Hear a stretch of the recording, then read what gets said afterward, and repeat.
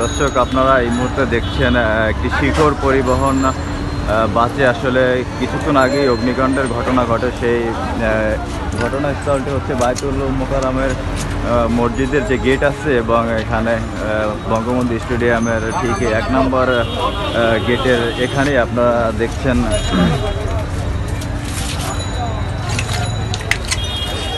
সেই বাসের আসলে ভয়াবহ চিত্র। দর্শক, আপনারা জানেন যে গতকাল বিএনপি এবং জামাত তারা সমাবেশ করেছে এবং বিএনপি সমাবেশ স্থগিত করার পরে তারা বিএনপির মহাসচিব মির্জা ফখরুল ইসলাম আলমগীর সকাল সন্ধ্যা হরতালের ঘোষণা দেন এবং তারই সাথে জামাত ইসলামী আসলে এই হরতালের ডাক দেন। তারই পরিপ্রেক্ষিতে আপনারা দেখছেন আসলে এই চিত্র। সকাল থেকে রাজধানী ঢাকার আসলে কোনো জায়গাতেই সেরকম অপ্রীতিকর ঘটনা দেখা যায়নি, কিন্তু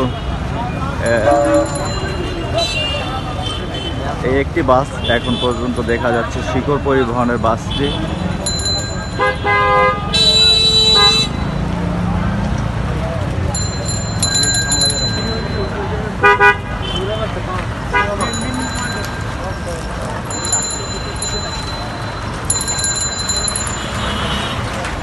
দর্শক, আমরা দেখানোর চেষ্টা করবো আসলে ভিতরের কি পরিস্থিতি।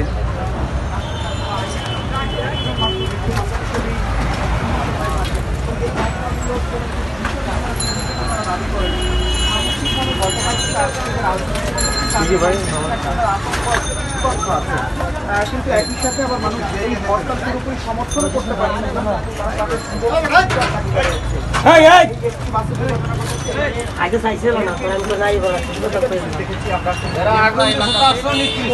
এলাকাতে সেখানে আওয়ামী লীগের অবস্থান আছে, আওয়ামী লীগের নেতা কর্মীরা হরতাল যারা সমর্থন হয়ে গেছে তাদের প্রতিহত করার জন্য ভরে ভরে নেমেছেন এবং সেই অবস্থান থেকে তাদের ধাওয়া দেওয়ার পরে বিএসএফ কর্মীরা কিন্তু সেখানে ছত্রভঙ্গ হয়ে গেছে এবং তারা বিচ্ছিন্নভাবে চলে গেছে।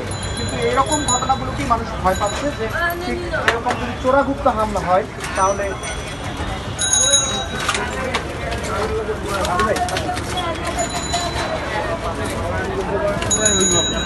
দর্শক, আপনারা দেখছিলেন আসলে ভিতরে পরিস্থিতি একবারে পুরে কয়লা হয়ে গেছে।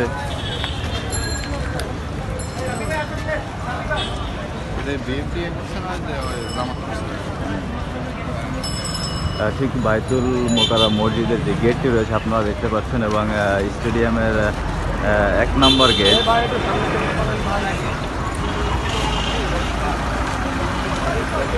দর্শক, আমরা যে লোকেশনটিতে দাঁড়িয়ে আছি তার ঠিক আধা কিলোমিটার পরেই বঙ্গবন্ধু এভিনিউ, যেখানে বাংলাদেশ আওয়ামী লীগের কেন্দ্রীয় কার্যালয়।